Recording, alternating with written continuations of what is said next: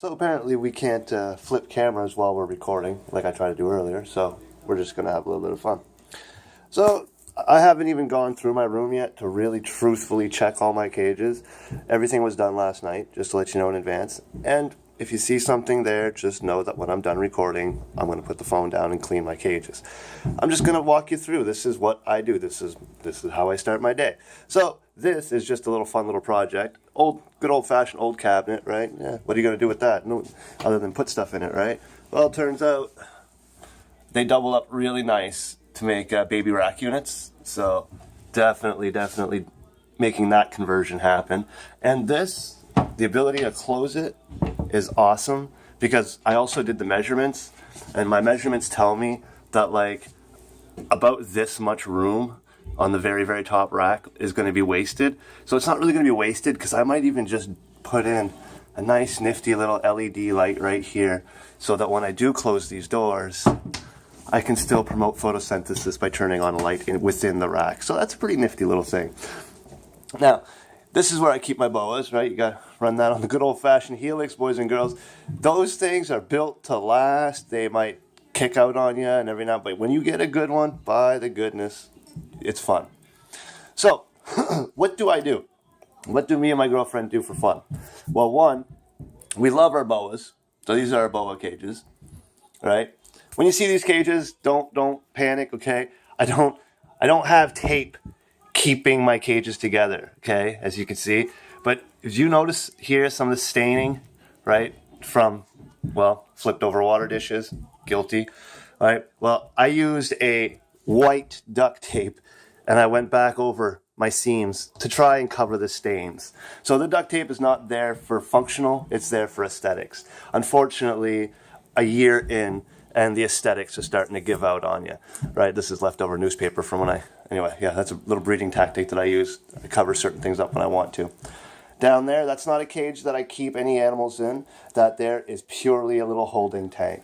See, I got some females here that might be pregnant, so when the females deliver babies, I just rip that 40-gallon out, and I put mom in there as I do the rest of my cage cleanings and whatnot. So that 40-gallon has no heat, has nothing attached to it. It's not meant for anything like that. So what I do for fun is I like breeding boas.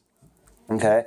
What my girlfriend does for fun, she likes to save the world, as you can see. So we run a rescue.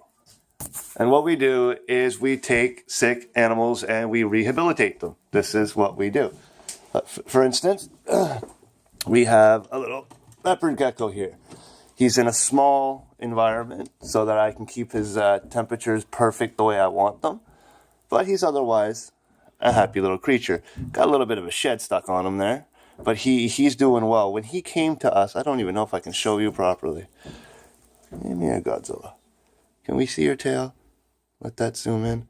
There's a scar on his tail here. Well, when he came to us, he was becoming the prey of a bunch of superworms and crickets, and that was all fleshy, and that was all full of blood. It was a horrible thing to see, really. So we got him going. We got all that all healed up. So this is his quarantine setup. It's nice and small, yes. This rock right here is actually completely hollowed out, so it doubles as a hide box for him. And pretty soon he's going to get into a larger one, and I'm going to try and give him a little bit more of a natural look. But now that there's no open wounds left on him, there'll be no real infection. Right here. This here's a little pet project, little baby ball pythons, right? These guys are siblings. Okay, you're going to hear the whole don't do cohabitations and all that nonsense because they're cannibalistic and all that and whatever. It happens, but these cannibalistic natures, if people haven't really figured out, it happens when you feed them. They smell like their food and they will attack each other and eat each other. Do you know how I fix that problem, ladies and gentlemen? I spray them down with Nix.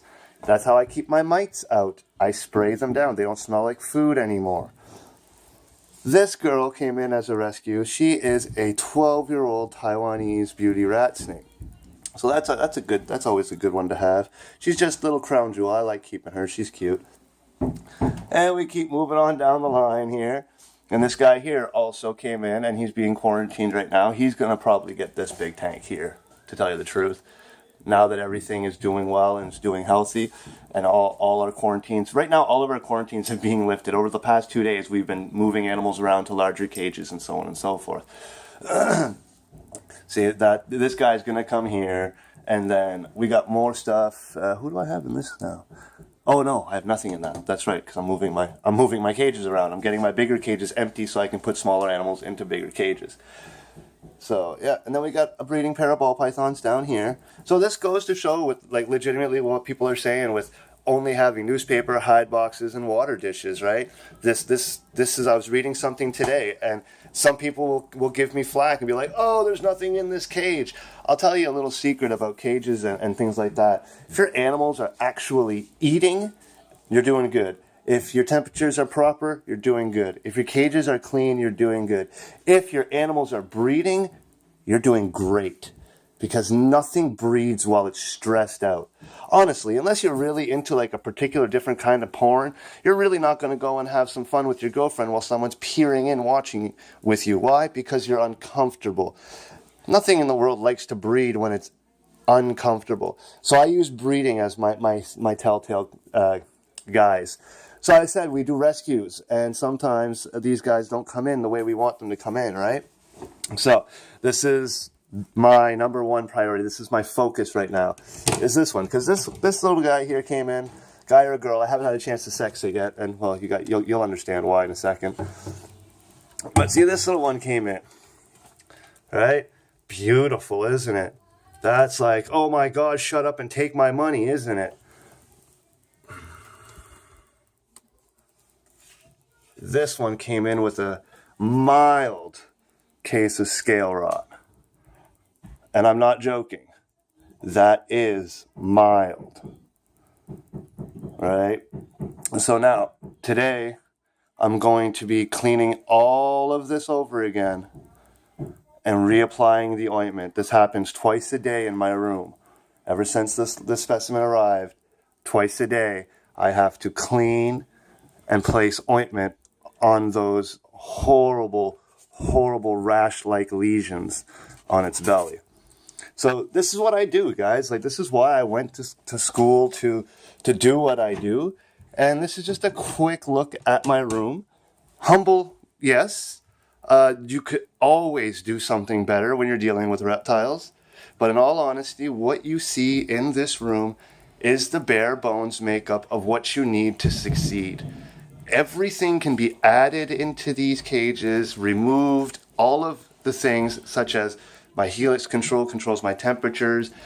Everything like that can be tweaked and tampered with. But if you're trying to figure out what you need to get started and looking decent and not get picked on too much, just have everything that you need is really all I could tell you. It takes time. It took us a lot of time to get set up. But now, a lot of these rescues, their quarantines are up. Like this guy here. This guy here, he's up. He's done, right? I'm going to move him to a new cage only to get rid of him. That's literally how that's going to happen. Our adoption fees are $50. I don't care if it's a $5,000 animal or a $5 animal. Every animal gets adopted out at $50. I don't want the money, but if you can't give me $50, then you can't buy the animal the food either. So I do expect to see a little bit of seriousness shown along the way. So I hope this video helped a little bit. And I hope you guys kind of like my efforts. I hope, that I don't care what anybody thinks personally. I'm having fun. I'm having fun doing what I love. But I hope that while I'm having fun doing what I love, if anybody happens to be watching or following or reading what I write and so on and so forth, that maybe we'll have some fun along the way together. All right, guys. Well, until next time, I'm Mark Gueron. Have a good day.